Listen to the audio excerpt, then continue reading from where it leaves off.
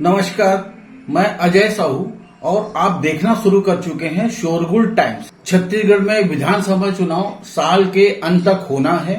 चुनाव की तैयारी हर स्तर पर शुरू हो गई है। चुनाव में मुकाबला कांग्रेस और भाजपा के मध्य ही होगा।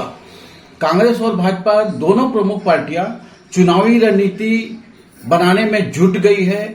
आज हम बात कर रहे हैं प्रदेश के सबसे वीआईपी जिला दुर्ग की। इस जिले में दुर्ग, पाटन, भिलाई, वैशाली नगर, दुर्ग ग्रामीण और अहिवारा की विधानसभा सीटें शामिल हैं। वर्तमान में वैशाली नगर को छोड़कर 5 सीटों पर कांग्रेस का कब्जा है। मुख्यमंत्री भूपेश बघेल और गृह मंत्री ताम्रध्वज साहू इसी जिले से हैं, जिसके कारण यहाँ का चुनावी माहौल कुछ अलग होगा। चुनाव में टिकट की बात करें तो वैशाली नगर और अहिवारा सीट से कांग्रेस प्रत्याशी बदले जा सकते हैं। बाकी 4 सीटों पर प्रत्याशी रिपीट होंगे। पिछले चुनाव में वैशाली नगर से कांग्रेस ने बीडी को चुनाव मैदान में उतारा था, लेकिन आने वाले चुनाव में यहां से किसको टिकट मिलेगी यह कहना मुश्किल है। इसका निर्धारण संभवतः भिलाई से होगा। भिलाई से प्रेम प्रकाश पांडे पिछले चुनाव में भाजपा प्रत्याशी थे। कांग्रेस ने युवा प्रत्याशी के रूप में देवेंद्र यादव को चुनाव मैदान में उतारा था। कांग्रेस का यह निर्णय ठीक साबित हुआ। कांग्रेस प्रत्याशी देवेंद्र यादव चुनाव जीत गए। इस बार के चुनाव में परिस्थितियां कुछ बदल सकती है। वैशाली नगर से विधायक विद्यारतन भसीन के निधन के बाद की चर्चा जिले में सर्वाधिक है। टिकट के लिए महिलाओं की सक्रियता भी अभी बढ़ गई है, लेकिन ऐसी संभावना कम नजर आ रही है। ऐसे में पूर्व मंत्री और भाजपा के कद्दावर नेता प्रेम प्रकाश पांडे को वैशाली नगर शिफ्ट किया जा सकता है, क्योंकि भिलाई की अपेक्षा वैशाली नगर सीट प्रेम प्रकाश पांडे के लिए ज्यादा उपयुक्त माना जा रहा है। ऐसी स्थिति में विधायक देवेंद्र यादव को कांग्रेस वैशाली नगर से चुनाव मैदान में उतार सकती है, जिसकी संभावना अधिक भी है। भिलाई से दोनों पार्टियां चुनाव में नए चेहरों को मौका दे सकती है। इस समीकरण से इन दोनों सीटों पर मुकाबला टक्कर का हो सकता है। अहिवारा विधानसभा क्षेत्र से इस बार कांग्रेस प्रत्याशी बदलने की स्थिति दिख रही है।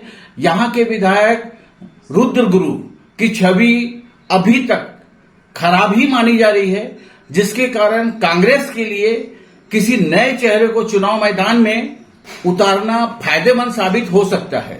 यहां के लिए भाजपा से कोई प्रभावशाली चेहरा सामने नहीं आया है। बावजूद अहिवारा में कांग्रेस और भाजपा के बीच टक्कर की स्थिति बनेगी, इसकी संभावना अधिक है। अब बच गए 3 सीटें, जिसमें पाटन, दुर्ग और दुर्ग ग्रामीण शामिल है। इन तीनों सीटों पर प्रत्याशी रिपीट होंगे, यह तय है। पाटन से मुख्यमंत्री भूपेश बघेल, दुर्ग ग्रामीण से गृह मंत्री ताम्रध्वज साहू और दुर्ग से अरुण बोरा की टिकट पक्की है। पाटन और दुर्ग से दोनों सीटें ऐसे हैं जहां से भाजपा प्रत्याशी कोई बने, हारना तय है। कारण बहुत साफ है।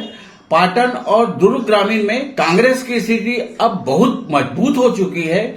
जिले में सर्वाधिक विकास कार्य इन दोनों विधानसभा क्षेत्रों में हुए हैं। जनता से सतत संपर्क भी दोनों विधायकों का बना हुआ है। साथ ही सत्ता में होने का लाभ भी आगामी चुनाव में कांग्रेस को मिलेगा। दुर्ग विधानसभा क्षेत्र में विधायक अरुण बोरा की टिकट पक्की जैसी है, लेकिन परिस्थितियां कुछ बदली हुई है। कांग्रेस के सर्वमान्य नेता मोतीलाल बोरा के निधन के बाद उनके पुत्र अरुण बोरा को अब उनके अपने बलबूते पर चुनाव लड़ना होगा। अब तक विधायक बोरा को स्वर्गीय बोरा के लोकप्रिय वोट मिलते रहे हैं। ऐसे में भाजपा से दमदार प्रत्याशी चुनाव मैदान में होने से दुर्ग में भी चुनावी मुकाबला टक्कर का हो सकता है, लेकिन भाजपा से अब तक ऐसा कोई चेहरा सामने नहीं आया। कुल मिलाकर चुनाव से पहले दुर्ग जिले में जो चुनावी तस्वीर उभरी है वह कुछ इसी तरह की है। जिले के 6 विधानसभा सीटों में 4 में कांग्रेस की स्थिति मजबूत मानी जा रही है। वहीं 2 सीटें ऐसी है परिस्थितियों पर निर्भर है। चुनाव को लेकर अब सभी स्तर पर तैयारी शुरू हो गई है, लेकिन प्रदेश में कांग्रेस की सरकार होने का लाभ कांग्रेस के हर प्रत्याशी को मिलेगा या अभी से तय माना जा रहा है। इसके पीछे भी ठोस कारण यह है कि छत्तीसगढ़ में पहली बार छत्तीसगढ़िया सरकार होने का एहसास लोगों को हो गया है। चुनाव में टिकट वितरण के मामले में भी कांग्रेस और भाजपा दोनों प्रमुख पार्टियां अब छत्तीसगढ़ियों को अनदेखा नहीं कर सकती, नहीं तो इसका खामियाजा चुनाव में भुगतना पड़ सकता है।